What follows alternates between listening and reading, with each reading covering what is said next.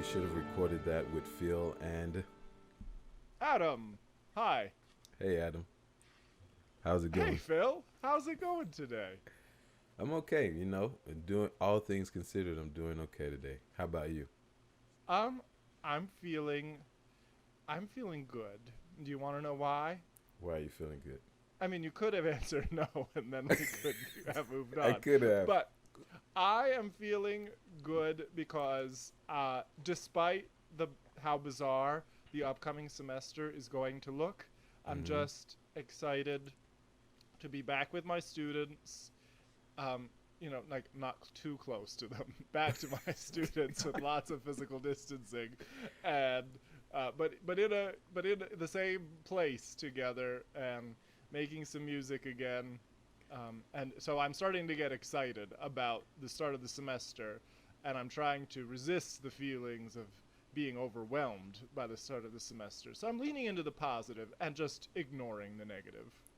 Well, great, great. I mean, yeah, I think we probably, along with our guest today, could probably say the same. I think we're all educators, so Yes. so Do we. we have any preamble before we get right into introducing our esteemed guest? I think we should just remind everyone that Ah, if you yes. enjoyed this episode, please share it. So if you've enjoyed any of our episodes in the past with our different guests or just with us rambling by ourselves, please share those.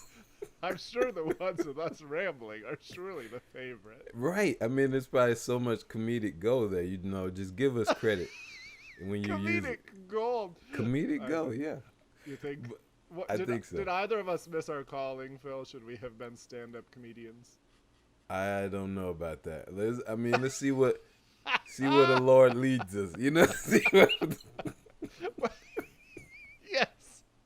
Uh, Stranger things have happened. Okay, they, Phil, they how have. can our audience share and interact with us otherwise? Yes, so you can find this. You can find this podcast on all platforms, on all major platforms, I should say, and you can also find us on Facebook and Instagram at WSRTWPA with Serp Wapa. You can find us there, and then on YouTube, you can find us by our title. And we're gonna keep on going. I don't think we we don't have any comments this week. Well, okay, in full transparency, we're only recording this 2 days after last week's episode True. because we're all gearing up to start the school year. We're trying to get a lot of episodes recorded before we are, Yeah. otherwise unable to find a minute to use the bathroom, let alone record a podcast. You Strategic know how it bathroom is, breaks. Phil. You I teach do. you teach little kids. You Yeah. especially don't have Yes. time to use the bathroom. Nope. Nope. You have to make sure. Can't. But anyway, yeah. Right. So I we are remember doing that. those days, public school teaching. I remember those days of being trying to like really find that sweet spot between hydration, but going from like 7 in the morning to 1 p.m. without needing to use the restroom. Huh. Yeah. Yes. Yeah. I think for me, you just have to be very intentional when you do have 5 minutes to go to the bathroom. Mm, Like you just, okay, here are my yes. 5 minutes. I'm going after this class. I'm just. Okay. Well, you know what? Potty etiquette is not the topic of today's episode. It's not. It's not. We've touched on the idea of liturgy and our at least in our last two episodes, and so today we're gonna just dive right into liturgy. And do you want to Yes. introduce our guest? We have, I guess I'm really excited to welcome to the show with us Dr. Ryan Luhrs. Ryan, welcome. Thank you, Adam and Phil. Good to be here. Glad to So have you. normally we read the biography and then we say how we know the guest. I'm going to start this week by saying that Ryan was my best bud at Florida State Go Noles when the two of us were doing our PhDs there.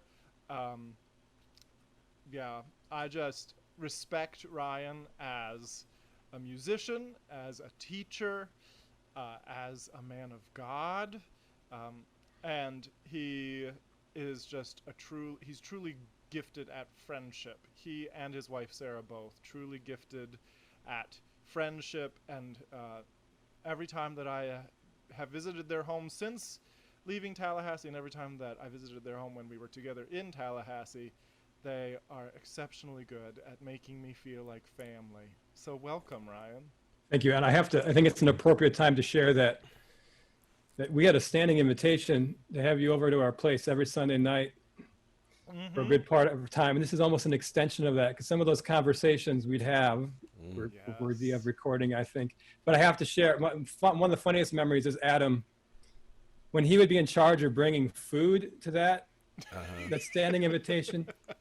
We would have to rearrange our grocery planning for the week because he would bring so much food. He'd bring Chinese entrees, 3 for each of us, because we might run out with the 3 of us eating and a 1-year-old child, a 2-year-old.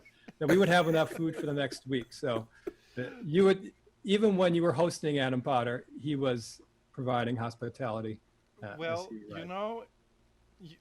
nothing has changed really about me. I'm still an all or nothing kind of person. So if I'm going to show up to a party, I'm either going to provide a buffet, or you're going to feed me, and I'm just not bringing anything. Oh, all right. Well, dear listeners, before we launch into this conversation, let me tell you a little bit about Ryan more formally. He is Assistant Professor of Music and Director of Choral Activities at Ryan University in Hickory, North Carolina. He directs the LR a cappella choir and college singers, coordinates the sacred music program, one of the reasons that that he is uniquely qualified for this conversation on Liturgy today. And at Ryan, he also mentors choral music education students. He has held multiple positions as a music educator, college professor, and church musician in multiple states. His choral music mentors include Anton Armstrong, Judy Bowers, Kevin Fenton, Weston Noble, Timothy Peter, and Andre Thomas. He holds a PhD in choral conducting and music education from the one and only Florida State University, a Master of Sacred Music degree from Luther Seminary with St. Olaf College, and a BA in music from Luther College. Ryan, anything else we should mention?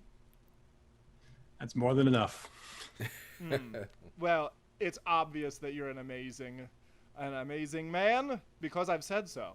What else? What other endorsement does anyone need? Right, Phil? Yes, true. Yes, there we go. All right, Phil, since you don't know Ryan as well as I do, I'm going to let you ask the initial questions because, as Ryan alluded to, he and I have had a lot of conversations, at least tangentially related to this topic already. Mm-hmm. Okay, so Ryan, maybe you could just kind of talk about your experiences in church and then your interest in liturgy as a director of music, church music. Sure. Well, if you couldn't tell from the bio, I'm Lutheran. Yeah. Woo. Cool. Phil is really a fan of Lutherans. I'm becoming a fan. Yeah. I am the son of a Lutheran preacher man. Wow. And so I grew up in northeastern Wisconsin, and all I knew, I lived in a 100-year-old parsonage across the parking lot from a Lutheran church. So I probably missed church. I can count the times I missed church as a child on one hand, all the way up to age 18. And then went to Luther College, taught a little while in the public school, and then went to Luther Seminary, sang in the National Lutheran Choir. And I guess you could say I was thoroughly steeped in the Lutheran choral tradition. And throughout that, I had part-time jobs in churches playing organ and directing choirs. And then going to Florida State is where that changed a little bit. Not too many Lutherans down there. And I actually worked in an Episcopal church for 3 years, across the border into Georgia, and had that experience. My first job after Florida State was at a Methodist junior college in Georgia, and I worked at a Methodist church. And when I got to Ryan in Hickory, Ryan is an ELCA, a Lutheran institution, a sister institution to St. Olaf and Luther College in Concordia, but in North Carolina. Who knew there are Lutherans in North Carolina? There are actually lots of them. I took a year off from being in a church as a position, but then served as an organist in a Methodist church, and then came back home to Lutheranism for the past 2 years. And my wife is Roman Catholic, so that whole time, the past 10 years we've been married, I've been attending Roman Catholic Mass on a fairly regular basis with her. So my idea of liturgy and fascination with it, certainly through a mainline Protestant and Roman Catholic lens, and often going to church twice a week, once for my job, once for my family.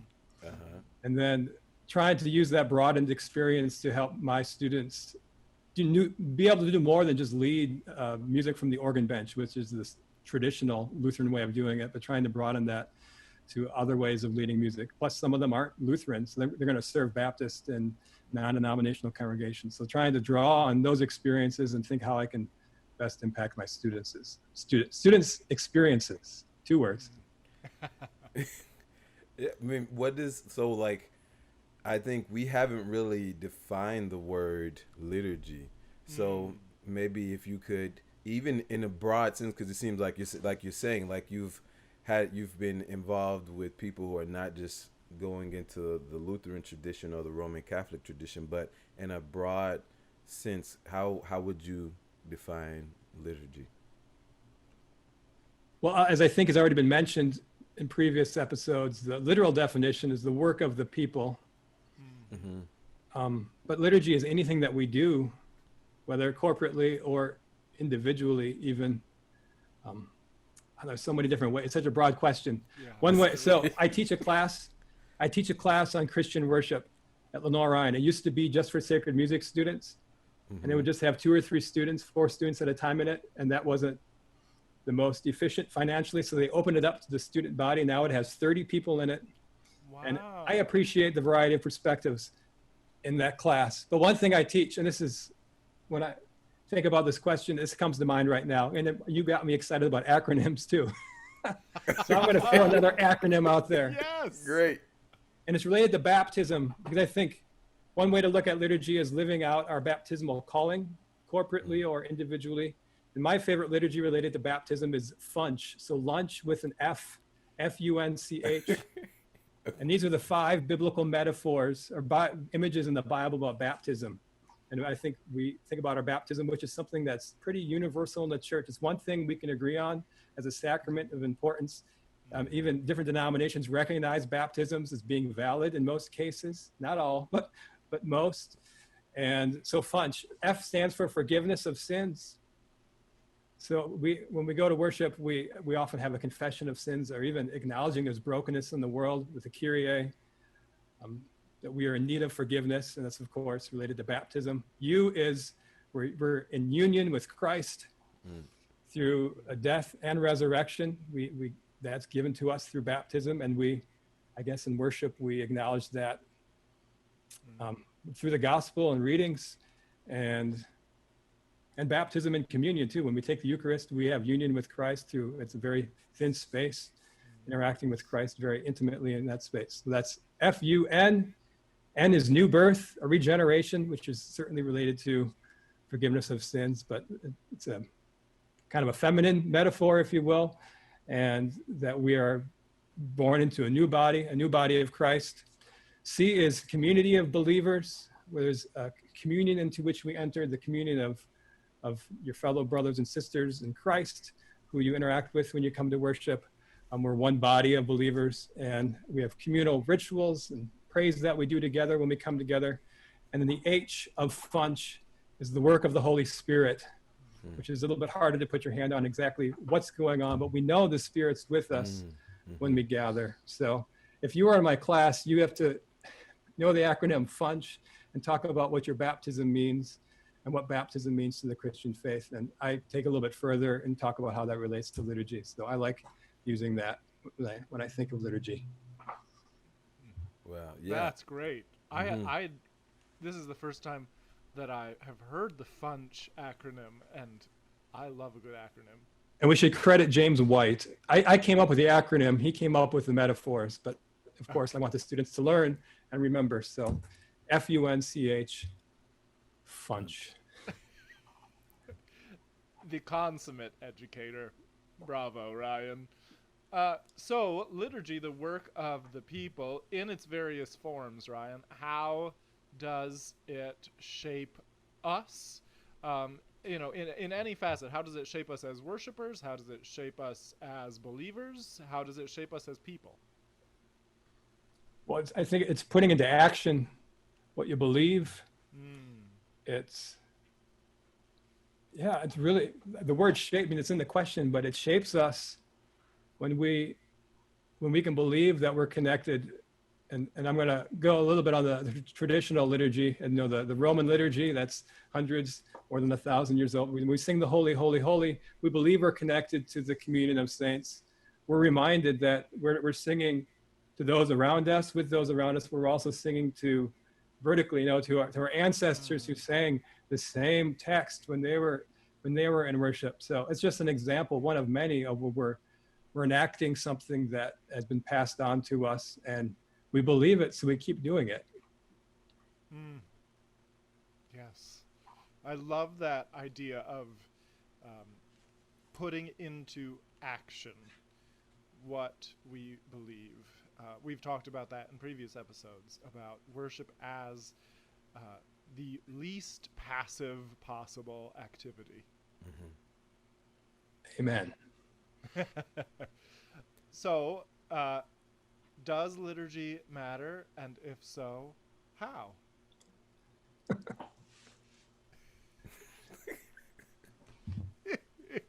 I'm setting you up. Yes. Good answer.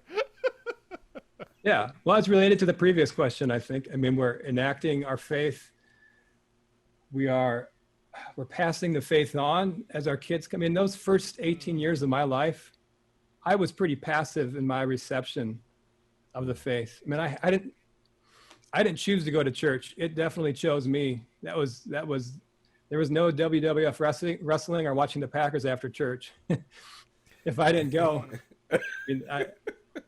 But interestingly enough, when I got to Luther College as a college freshman, in that that dreaded freshman theory class, and we started analyzing chorales, and I was homesick at the time, but then I heard those Bach chorales that gave me nightmares, analyzing the harmony. But I knew all of them because I had sung them the first 18 years of my life, and I felt such a strong connection to my upbringing and back home, and that there's a part of me that was represented then when I was at college, a few hundred miles away from home, because of that ritual of singing those hymns from the German Lutheran tradition that I grew up in. And it just happened to be Bach chorales, and that we would analyze in class. So I carry that with me as I was comforting and part of my faith too. There's a little bit of worship and liturgy going on in 8 a.m. freshman theory. Right. Wow. Yeah. Yeah. The dreaded theory class. Even in the dreaded theory class, you can worship. I think I was doing some reading, and you will hear, listeners, in our previous episode, we talked about James K.A. Smith, and how he uses the word cultural liturgy, and how that how liturgy really points. It's kind of reveal what our rituals really do. Really show us our longings and our desires, and kind of reveals that to us as we're watching, as we're looking at them. And I hear that in what you're saying, right? That you were homesick, and the liturgy was kind of comforting, even in that desire and that yearning to be home. How have you helped your students in understanding just the way liturgy really, kind of hooks itself into our life, and or even brings out our desires? And that, if you understand my question. It's a challenge, because you don't want, especially coming from a traditional meaning, the old Roman liturgy that's been going on for a while, coming from that background, it's easy for that to get stale. And there is almost a resistance in some circles, including some of my students, that they don't see the need for that as much anymore, or the repetition. And culturally speaking, we things that are old and stale, we struggle with that. We want to shove that out and get something new. And so it's trying to not be that guy who's saying, we only do the old things because it's done right, we're not going to change anything. but not, not being that rigid, but acknowledging that there's value in parts of your worship and parts of your life, that ritual is okay, and that you might not appreciate it now, but it might be the only point of connection you have 40 years from now. Everything else has changed. We all know about folks who have dementia and Alzheimer's, where there's the things they can recall are often bits of liturgy they learned as a child, hymns and the Lord's Prayer and things that they recited and are stored somewhere different in their brain than their short-term memory. And so trying to, again, it's cliche to say, but strike a balance between those two elements, that you're able to reach out to folks and it's accessible and not so otherworldly. If they've never heard a Kyrie before, that they're like, these are people from another planet. What are they doing? They're singing in Greek or in Latin. Yeah. But that you don't throw the baby out with the bathwater, and you keep some of the old traditions alive, and that you can carry them forward for the rest of your life and call back on them, like I did with those chorales. I didn't care about Lutheran chorales as a kid, but I was able to reconnect with my faith later on because of them. Yeah. How do you help either your students who are training to be church musicians, or your congregants in your church? How do you help them overcome that resistance, either to bringing in something new and fresh if they are steeped in tradition, or to bringing in something ancient and meaningful if they have never encountered it before? How do you overcome that resistance? I think you begin by providing an experience. If you tell them initially, you're going to like this, then you set yourself up. And some people will resist just a rebellious human nature that, no, I won't, because I'm not going to do it because you tell me, especially folks who are 18, 19, 20 years old. But I think if you can provide an experience and do the very best you can and become as informed as you can as the leader of that experience. I mean, we chanted Hildegard. I had my women in a chamber group chant some Hildegard, and they were not unsure about that they were unsure about that experience. We had a good time. We had them sing in a certain part of the chapel. We renamed it the Hildegarden. We kind of made it light. And over time, and of the repetition of it all, I think that's what Hildegard might have been getting after a little bit with these chants, that it's not just the initial experience, but the repetition. And me becoming more informed about what chants from that era would look like, so I could help guide them. So doing the very best I can, that they would have a good taste in their mouth when it was done, and not giving up on the initial. Sometimes as educators, if there's a bad reading of a piece, or we have a bad impression, the first impression, we give up right away instead of coming back to it. And it shows you the importance of a good first impression when you introduce something new, and a little bit of education is good. But to carry through to the end, that's why we're here. We're, especially at an education institution, we're here to learn something and I have a responsibility to my students to encourage them to have new experiences beyond what they already know. Yes, absolutely. Ryan, I want to circle back to something you said just a moment ago about liturgy as the work of the people. Work, by definition, is active. You've done a lot of work in promoting community and communal singing. Would you just tell us a little bit more about why people do and don't sing? Because singing is a form of that active work of the people. Right, so barriers to singing. Yeah. This is on my mind a lot, especially in the fall when I'm trying to get a balanced choir, and I have 45 women sign up for choir and 12 men, and trying to figure out what's going on. And this is not unique to my situation. It seems to be culture wide. So, and it's also come to mind as I've started doing virtual choirs and hearing people talk about hearing their own voices as they record themselves. So I think my speculation right now is people, and this is John Bell's words too, are disenfranchised with their voices often, or their voice. I even ask my choir to raise their hand at the beginning, sometimes during the year, and ask, how many of you think of yourselves as singers? And like only a third of the choir raises their hand. And I think, what does that come from? Or if you poll your church choir or congregation, how many of you associate yourself with the word singer? And there's a distance from that. And I think that comes from other places. It might be that one person who told you you can't sing. Yeah. I think if you lived through the assassination of JFK or 9/11, you remember that moment when you found out about those horrific events. And I think we store in our brains someplace similar, that time somebody told us we can't sing. We never forget that. And we carry it to the grave with us. So if you ask people why they don't sing, it's often because somebody, Ms. or Mr. So-and-so back in 2nd grade asked me to not sing, or my dad closed the door, something as indirect as my dad closed the door whenever I start to sing. So I guess that means I shouldn't sing. And a lot of people have a story like that. Then we get into the gender thing. When do you make a decision if you're going to continue singing? Often it's middle school and junior high and high school. And when is your peer group the most important? Acceptance with your peer group. Middle school, junior high, and high school. And if you have any thought that you're going to be rejected by your peer group because of your activities, you're probably going to stay away from that sort of thing. Where, as Brene Brown says, we're wired for connection. And if an activity is going to threaten that connection with other people, we're probably not going to engage. When it's a lot safer to go out for the football team and drive big trucks, things that are accepted widely as masculine, manly activities. Yes. And then singing somehow has been linked to being effeminate, and you're in danger of being, even though choir is and singing is often very inclusive compared to the rest of the world.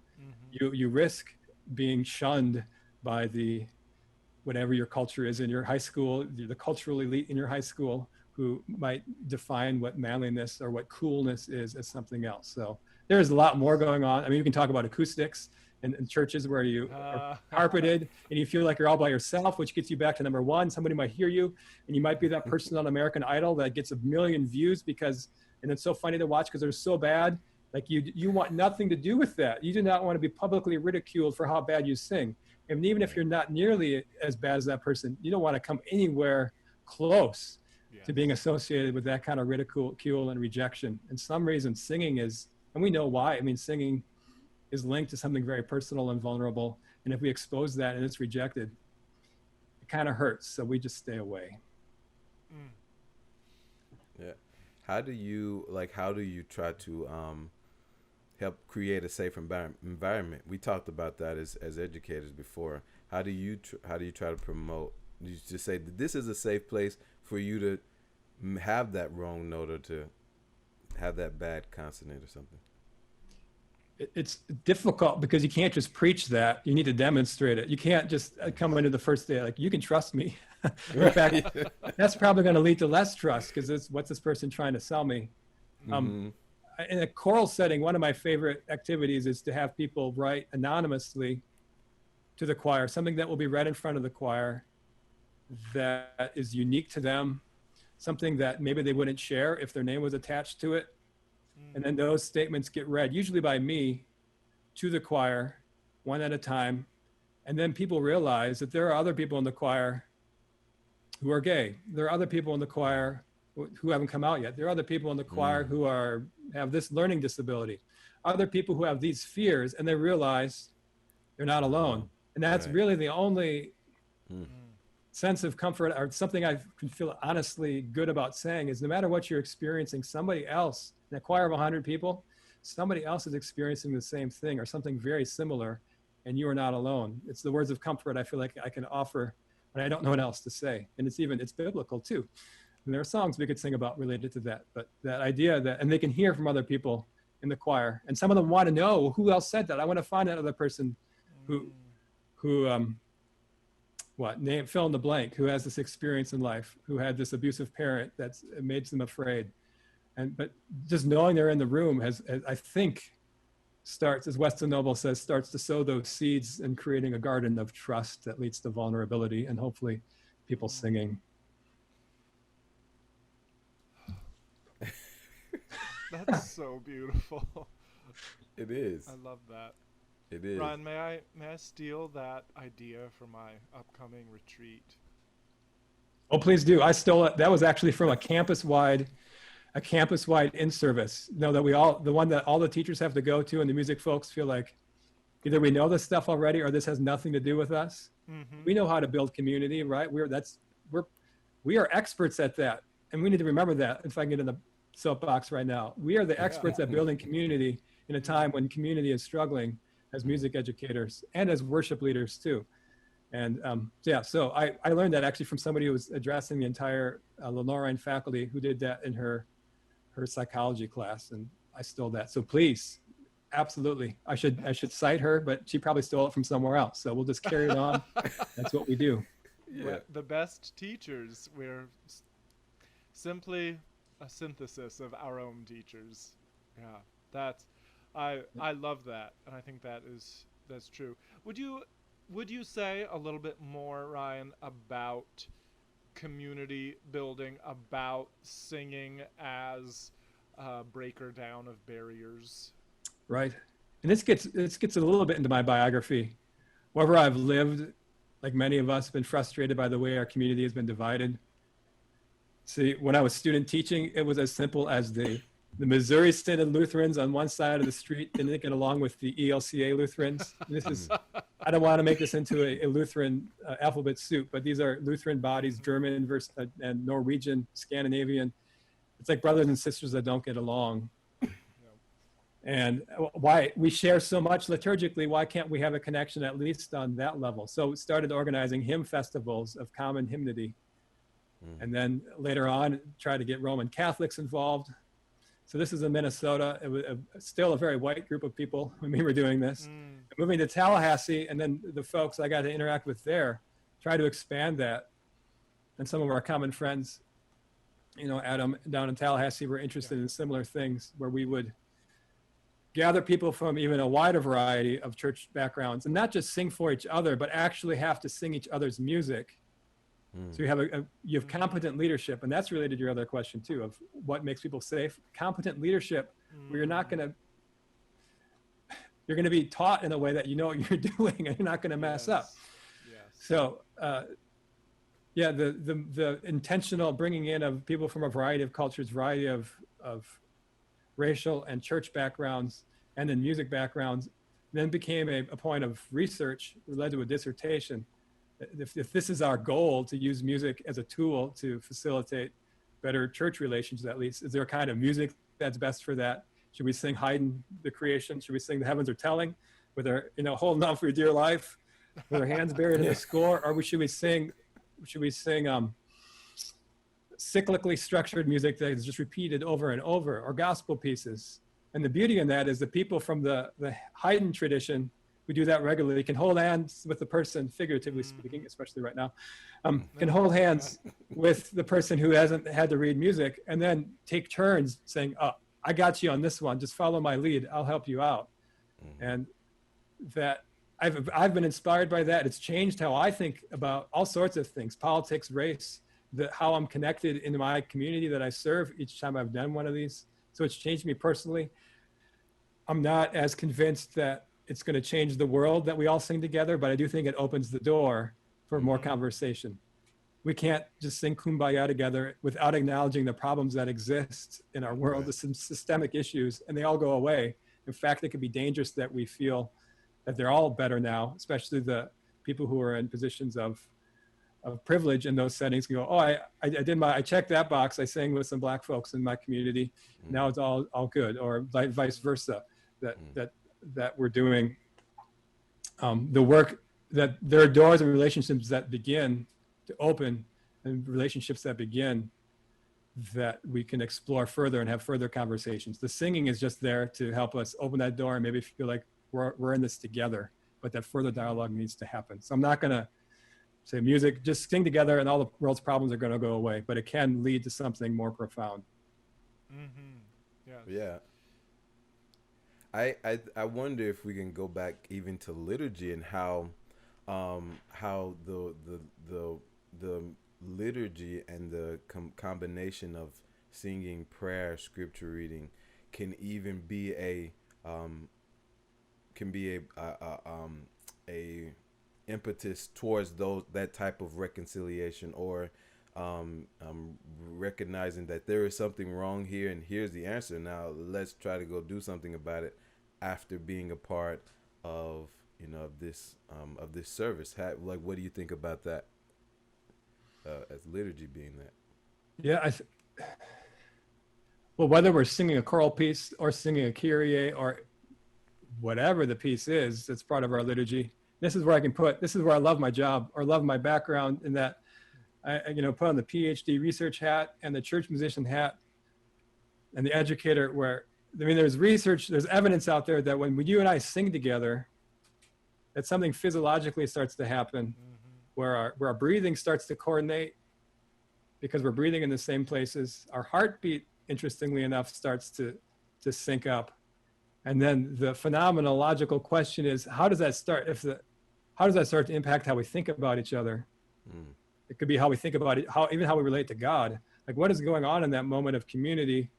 If our heartbeats are starting to align and the blood, most of our blood is going to our brain, can you argue that something is going on with how we think, even though we're singing and it's a physical response related to phrasing and breathing and heartbeat? Is it starting to change how we think about each other in the community of believers and the folks around us? And also, I mean, work of the Holy Spirit, and we're worshiping God. I mean, that gets to a point where I don't know how you'd even do research on that, of course, but it's mind-blowing to me to think about heartbeats aligning and that somehow impacting how we think.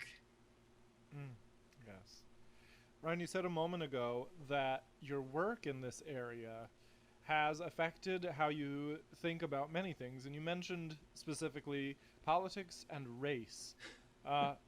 You can choose one of those or something else and tell us how singing or liturgy has changed you personally. Some of that's probably hard to pin down, but I can give one example, in that if you're going to put an event like this together that brings together people of a variety of backgrounds, you're probably going to use social media to do so, and friend people on Facebook, and interact with folks you might otherwise interact with that are outside your circle. And then after the fact, they still have remained my Facebook friends. And I'm not glued to Facebook, but I go there. It becomes a place where I can get a perspective. So I'm not going to tell you who these people are, but there are voices on my Facebook feed now, people of color, who I pin at the top. So if they post something, and they respond regularly to racial issues going on in our country, and their perspectives that I know these people personally, and their perspectives, it's not the whole deal, but it shows me, it gives a literal pinning to the top of my feed of perspectives that I would not have sought out otherwise. And I'm grateful for that. So it's a part of a larger effort, but that's one thing. I mean, you can impact who's showing up on the top of your feed. And I've chosen that one because I know I'm better off in the long run if I'm hearing from folks who don't look and necessarily think in the same way or have the same background that I do, as I try to make sense of the world that we live in today. Yes. That is, Ryan, I mean, I don't think that the effect on our society could be exaggerated if more people were more intentional about getting out of their echo chamber, like you just described. I think name the issue. There are too many people who don't know anyone who would hold the opposing viewpoint. I'm going to start pinning some hydroxychloroquine users to the top of my Facebook. I need to do that. I just came across one today on my Facebook. That's why that's fresh in my mind. I didn't actually think that those people were out there because I'd been living too much in my echo chamber. Yeah. Wow. You mentioned how we've been talking, and we've been talking around this new space that we're in, where there are barriers to our communication. So if we are trying to stay connected, most of the time we're on Facebook or other ways. So how have you been kind of connecting with your choir and your congregation and your students in music? So Well, it's been an evolution. I mean, when we went when we left in March, when we had an extended spring break and then we're told we're not coming back. I mean, I think there was a month off and then it became the rest of the school year, like many of us. As many of us with collegiate choirs, we do more than that one credit. And I already had 3 performances in the bag. In the bag. I'm from Wisconsin. You're such a Wisconsinian. Have you eaten any bagels lately? No, but the choir stagger breathes on a regular basis. But I said, you know what, folks, we already had 3 performances. I will meet at this time each week because the community, some of you really value the community, and out of a choir of 50, I had about 10 people in a given week that would show up for a weekly Zoom meeting. I mean, there were some asynchronous assignments that I had them do, very light, because we had for that semester done enough. Church choir, a higher percentage of those folks, interestingly, would meet weekly just to chat.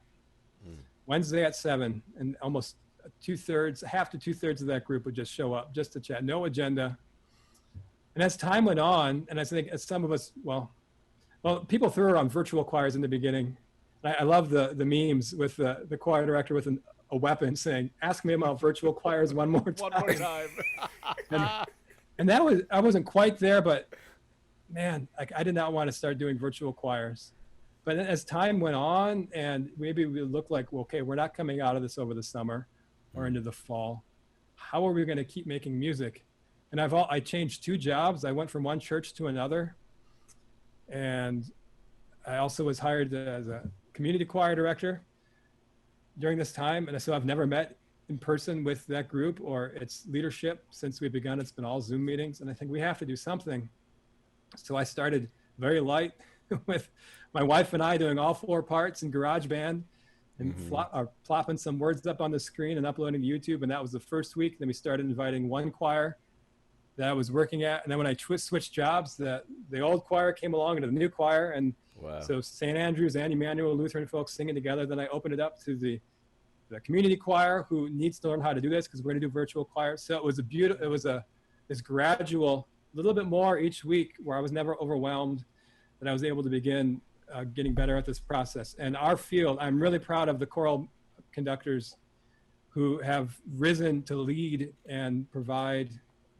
It's out there. If you want to learn how to do virtual choirs, you can figure it out, and you can find some people who are more than willing, myself included, to help walk you through that process. So I'm now excited about the opportunity. Since I direct all these choirs, we're gonna have church choirs singing with my collegiate choir, singing with the community choir. Why not open up to the high schools? So we're gonna, once you put that infrastructure of those learning tracks and you shove all the tracks in, the more the merrier as far as I'm concerned. It would not be realistic to have all those people singing together, but it's more feasible right now. And maybe we can have a community expression of hope and unity in the midst of all that's going on right now. So that's the vision. We'll see if that comes to reality. I may have bit off more than I can chew, but at least idealistically, a week before the semester begins and rehearsals begin, I see an opportunity here to really respond with hope and love and togetherness in a time where we're dominated with hate and isolation and fear. Yes. Ryan, where could, if our audience were interested in your virtual choir projects, is there a place they can find? They're both on Facebook and YouTube. I think if you go to either of those platforms and type in Hymn of the Week, virtual choir, it should get you to the right place. But we try to have a hymn each week. We are, as you, from my background, I'm in traditions with Revised Common Lectionary. So we are linking up the hymns with the gospel that week. And we're not doing videos right now. We're just doing pictures and audio. So trying to make it as accessible. That's a barrier for some folks to have to make a video. I'm trying to make it as accessible as possible. And anybody can participate. It's probably a easier entry into the virtual choir than an octavo. You're singing a hymn, a melody for a couple verses, and a verse in harmony. We sometimes take all the melodies and turn them into a round after the fact with the editing process to create a little interest. But Hymn of the Week, virtual choir is where we're at. And we're in our 12th week now, our 11th or 12th week. Oh, that's awesome. That's awesome. The King of Love, My Shepherd is one of my favorite solo pieces that I was probably gonna be something I sing until I can't sing anymore. It's so when I saw that on your Facebook page, I immediately shared it after listening to it. So, yeah. Mm. And you'll hear it's not perfect, and we're not tech savvy people, but we can still create. I mean, and if it's just one person, I mean, we do it for ourselves, but if there's one person who responds and says, my day is a little bit better because of that, that's all it takes to feel like you're contributing to something that's worthwhile. Yeah, yeah, absolutely. How, in what other ways has the COVID-19 pandemic affected either in your life or just in the broader world in ways that you've seen liturgy, the work of the people? Well, I wasn't going to church for a while, like many of us, and it's the churches I work at still are not worshiping in person. I'm at the organ bench while the pastor's on Facebook Live, but I've created a new liturgical experience for myself, I guess, during the week, where I create a playlist of all the readings, and on Monday, Wednesday, and Friday, I listen to them as I take a walk or as I run, and it's really resonating with me that I'm experiencing these readings and the hymns that have been selected for that day. I record the texts and some commentary, and sometimes force myself, just as a good practice, to like maybe kind of have a little sermon, if you will. Like it's a spontaneous, my response, connecting the readings to my life. And then I get to listen, but I do that way out in advance. And sometimes I go, you had some good thoughts there. And other times, what was that? But as a college professor, we're expected to show up and sound intelligent on a moment's notice. But that's worth practicing, Yeah. But that's become, I think that's a practice I'm going to carry forward, even when we come out of this, that it's a form of preparation. That it's hard to worship on Sunday morning when you're leading, especially with Lutherans who sing so much, and you're always thinking about what comes next, that you're worshiping throughout the week, so that when you get to Sunday, you've heard the readings and digested them inwardly a little bit. So if you miss a part of the gospel, you haven't lost everything. So that preparation and that schedule has become a part of my worship and my preparation at the same time. I think that kind of speaks to something we talked about with Julie, that the preparation, the inspiration, and I think we've been touching on that with our kind of mention of the mystery of how the Holy Spirit uses all of these things, right? Like and I think we have to like keep saying that at the end of the day, is the Word and the Spirit that are moving our hearts and that are reviving us and nourishing us. And so, I think that's a really good idea. I need to do more of that. I could do way more of that, listening and thinking. So yes, I feel the same way.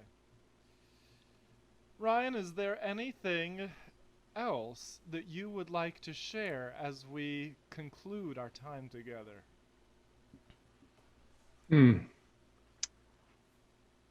I'll just share one thing.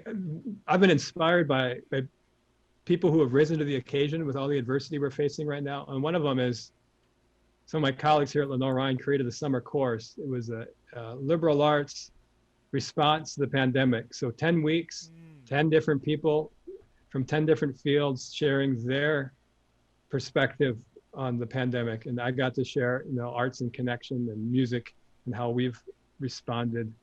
And one of the other weeks, they talked about how absurd all of this is and the absurdity of so many things in our lives. And some of the funniest responses are the humor. We just sit back. The absurdity of me walking around my house with my iPad, mixing voices that are coming into me in text messages, and subjecting my family, because I can't find my headphones, subjecting my family to 50 and 60 repetitions of the same hymn each week. And and then that annoyance, but also hearing my kids hum these hymns as a week later, and thinking, all right, this is worth it, even though we're all getting a little tired of each other and what we're trying to do in our professional world being brought home. Somehow there's good coming from it, but the whole scene is rather absurd. That's one of my takeaways. from what's going on right now. And looking back, I hope we can look back at this being a period of time and laugh at some of these things, but also see the growth that we had as we tried to make sense and find meaning and carry on. Right. Yes. Grieve the losses, celebrate the gains, and look forward with hope to the future. Right, Phil? Yes, exactly. I think So I don't I'm know just if I'll looking be for a little affirmation. I don't know if I'll be doing more grieving than the other ones, but we'll get through it. We're gonna get We through it. will. We will get through this. Yeah. Ryan, we end every episode with 2 recurring segments. The first, current events corner, where we reflect on something in the news, and the second is what did we learn, where we reflect on something from the hour we just spent together. Are you willing to play along? Of course. Excellent. Ryan, what is your current event? Can I combine them? Absolutely. So my current event is also what I'm learning, even with you, and that has to do with returning. We're going back to school. I think all of us are working for institutions that are meeting with students in person. Mm-hmm. I'm sending my kids back to public school, Mm-hmm. and having a variety of positions, also working in professional positions. I have a lot of leaders I interact with, and while on one hand, all leadership is being magnified, good or bad, right now, and we tend to focus on some of the bad leadership we're seeing. There is also many examples in this current week. My kids' they're not in high school yet. My kids' elementary school principal, and our college president, and even my music program coordinator, who is going through every single room, seeing its dimensions, testing its how often the air cycles through, and ordering supply. I mean, I don't have the patience for that sort of thing. So he's leading through that act of service and being diligent and meticulous, and that sort of thing. So I'm moved by all that. I'm moved by both of you, that you're doing a podcast, that you're talking about things with each other and with other people in a time when most people think they've got it figured out. And just what's the point of talking to anybody else?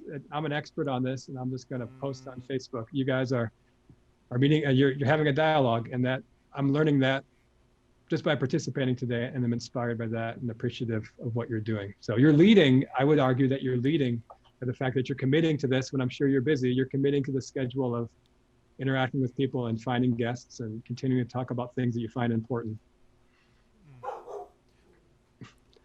My dog B is thankful for your words. But yeah, in all honesty, yeah, thank you for that encouragement. And yeah, that is good to hear. Yeah. Phil, what do you have to share? I don't know. I think I'll probably just piggyback on what Ryan was saying. I think these types of connections, I think, maybe a better word than social distance should be physical distance, right? Because like what we've been talking about, like we still want to be social, so I am thankful for friends like Adam, and meeting you, Ryan, and other people that I've been able to connect with over this time. And I remember when at the beginning of everything, and when I finally kind of talked to one of my friends, I'm like, man, I really needed to talk to her, and I didn't realize it. I did not realize how good it felt to talk to a friend. And so yeah, I think that's I just agree with that. Great. My current event also is not actually something in the news, but just a quick thought that I had about how difficult it must be to be a journalist. I think probably that has always been true, right? Because any human being comes to an issue or an event with their own personal bias, and then the journalist's job is to filter out that bias and report objectively.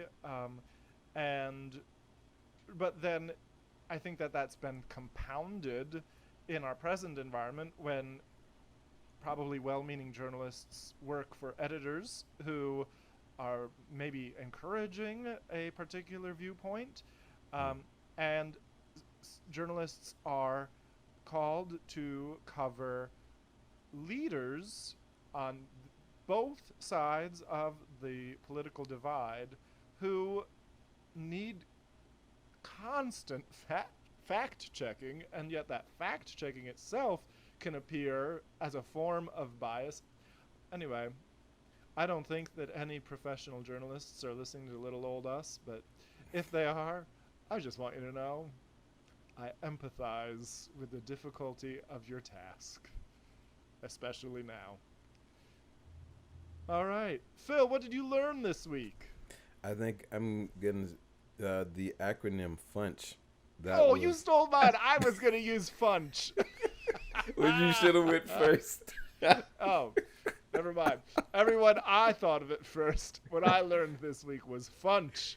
Okay. Oh, now you're trying to steal it from me. But no, we can both learn about FUNCH. Well, I'll go back to what you said about baptism, because I think for me, as I'm coming to even just the confessional traditions and just the importance that we place on baptism, that idea of being adopted into the family, that in our baptism we are now your children of God, and that has been a comfort to me, that just like I'm the idea of like I'm my father's child because I'm my father's child, and I don't worry about that, and baptism points us to that as Christians. So yeah, that was great. Excellent. Phil, if anyone in our audience wanted to reach Dr. Luhrs, how could they do so? Well, they could do. Ryan? Do you want to say what you learned, or should we? Oh, I'm sorry. It's okay. Well, I kind of combined them, but I learned from your leadership the just that we're asking questions and we're continuing. It's an example of leadership. So I combined my current event and what I learned, because I'm with you. You guys are leading through your question asking, and that was my safe answer to have prepared. Okay. Perfect. All right. Great. Cool. Okay. So Ryan, you can reach out to Ryan, Dr. Luhrs, at Ryan, RYAN, LUHRS at lr.edu. That is your email. And I think you also shared with me the link to your the Facebook, the Hymn of the Week virtual choir. The Hymn of the Week virtual choir, yeah. Excellent. We'll put that in the show notes. We will. Yeah. Ryan, my friend, gosh, I miss you. But thank you so much for this conversation. It is, it is an encouragement. It is a blessing. It is a challenge. And I'm really grateful. Likewise, Adam and Phil, besides getting me out of a faculty meeting, I appreciate all that you're doing, and I appreciated this conversation. Good stuff. Yeah, this has been great. Thank you. All right. Well, dear audience, Phil, anything else on your end? Nope, that's it. Well, then I will say bye for now. Adios.